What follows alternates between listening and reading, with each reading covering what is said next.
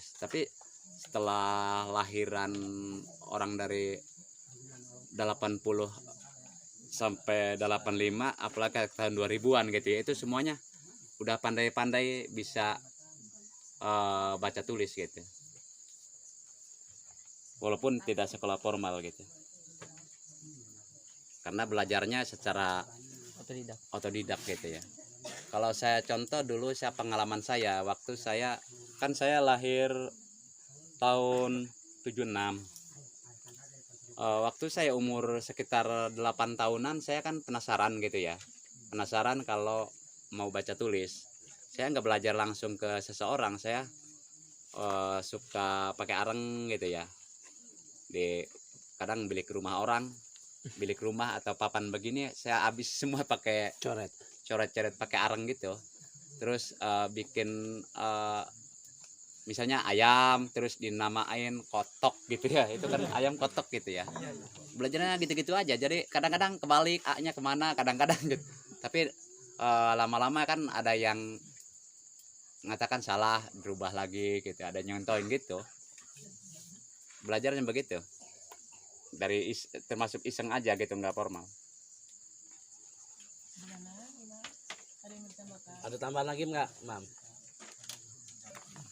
Permisi Bapak, nama saya Reva Juliana dari kelompok 2. Mau bertanya, apakah boleh jika orang yang bukan asli Baduy menikah dengan orang Baduy asli sini? Makasih. Kalau boleh sih boleh, cuman bukan nggak boleh menikah sama orang Baduy sama orang luar sama Baduy, itu boleh-boleh aja, cuman ya ada persyaratannya yang berat gitu ya. Disebut berat itu kan karena kalau seandainya ada orang yang suka sama orang luar atau orang luar suka sama orang Baduy, itu boleh menikah gitu ya. Kalau dia suka kan orang Baduy juga tidak bisa menghalangin gitu ya, tidak bisa menghalangin hak-hak dia gitu. Cuman tidak bisa menjadi warga Baduy lagi. Status kepercayaannya harus pindah ke ikut sama orang luar itu. Jadi kami tidak menerima pendatang menetap di kepercayaan adat. Walaupun misalnya seandainya orang ini mau siap mau jadi warga Baduy, kami tetap aturan adat udah paten tidak menerima pendatang secara menetap di sini. Kami tidak mencari jaringan menambahkan kepercayaan, malah yang tidak kuat dipersilahkan keluar gitu. Jadi itu taruh kalau misalnya orang udah pada suka kan, kalau dihalangin secara itu udah pelanggaran termasuknya gitu ya. Jadi caranya begitu, orang-orang ini dibawa keluar. Jadi lepas dari kehidupan tatanan Baduy, walaupun ya secara keluarga tetap diakui. Paling yang kalau datang misalnya dianggap secara keluarga aja gitu ya. Tapi taruhlah bisa disebut beda kepercayaan gitu. Itu. Tapi harus keluar itu ya kalau iya harus keluar, harus dari adat. Ada syarat-syarat khusus yang tadi disampaikan itu, kira-kira syarat-syaratnya apa aja itu, Pak? Yang utama syarat-syarat itu persyaratannya cuma itu. Kalau syarat yang lain ya misalnya secara mahar, kalau sama orang luar itu tidak ada syarat. Syaratnya ketentuannya itu. Jadi tidak bisa menjadi warga Baduy menetap di Baduy. Jadi harus lepas dari adat gitu. Dapat ada yang minat.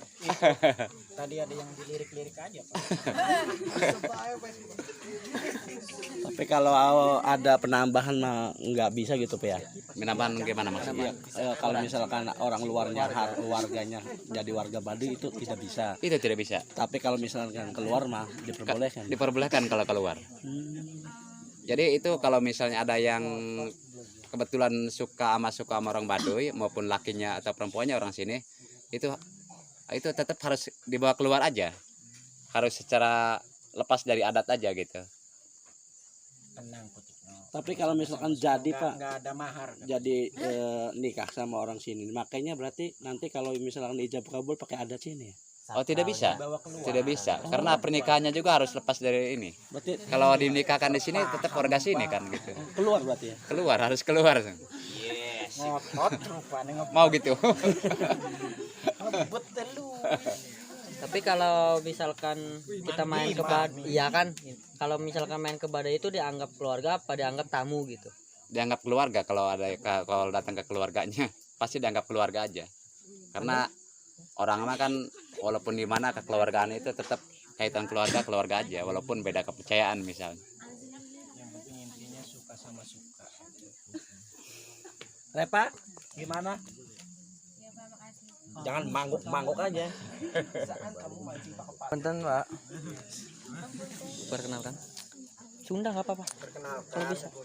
izin bertanya, perkenalkan nama saya Supratman. Saya dari kelompok 3 ingin bertanya, gimana sih sistem perekonomian di suku Baduy ini? Sistem perekonomian. iya. Perekonomian di Baduy ini kan, jadi Kesekian. untuk secara orang yang skripsi misalnya perekonomian Baduy sebetulnya tidak masuk, karena orang Baduy ya orangnya sangat bisa disebut secara, walaupun untuk secara dilihat secara perekonomian ini tidak masuk presentase perekonomian, karena orang Baduy ini secara keuletan di dalam pandai-pandainya menyimpan aja sebetulnya. Jadi salah satu contohnya gitu ya, orang Baduy ini di kehidupannya kan hanya berwajib itu berladang sebetulnya. Emang sih ada aturan bisa dagang, bertani dengan dagang di dalam EKTP-nya gitu ya. Mayoritasnya bertani dengan dagang. Cuman dagangnya juga tidak pakai manajemen. Itu maju sendiri-sendiri dan bagaimana keuletan secara pandai-pandainya menyimpan pengeluaran dengan pemasukan itu intinya harus diatur kemampuan kita dapat.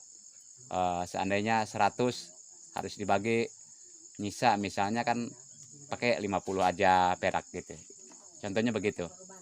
Jadi kalau dilihat secara perekonomian di sini kan, walaupun ada yang punya sisa, ada yang sampai punya barang-barang misalnya yang berharga itu tidak dapat besar gitu ya, tidak dapat besar, itu hanya dari pertanian yang kecil-kecil, buah-buahan. Kalau dilihat secara ini kan hanya setahun sekali, jarang sekali. Paling yang rutinitasnya kan di sini bikin gula aren sama nenun, itu termasuk sampingan gitu ya. Itu kalau yang utama kan, utama pertaniannya itu tani adat, tani wajib, tani bagi adat gitu ya. Jadi kalau dilihat secara persentase untuk keuntungan itu kadang-kadang rugi gitu ya. Tapi kami tetap berjalan. Yang penting dilihatnya lebih condong ke berkahnya. Walaupun ini gede, biayanya besar, kami tetap melaksanakan kewajiban adat aja gitu ya.